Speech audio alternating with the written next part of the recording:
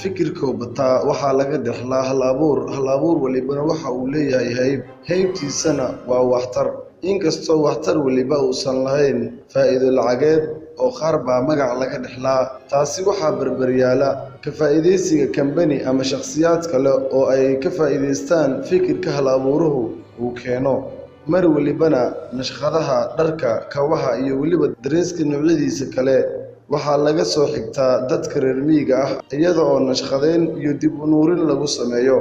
shacabka miyiga gaar ahaan kuwa dalka China oo dhami waxa ay ku mashquulsan yihiin nashqadeynta iyo wax soo saarka nashqadaha kuwaasi oo kambaniyo waaweyn ay kala wareegaan waxyaabaha sida weyn ay shacabku ay ugu mashquulsan yihiin ayaa ah wax soo saarka fikirka fog taasi oo ay dunida inteeda kale ay kaga hormareen dalkaasi China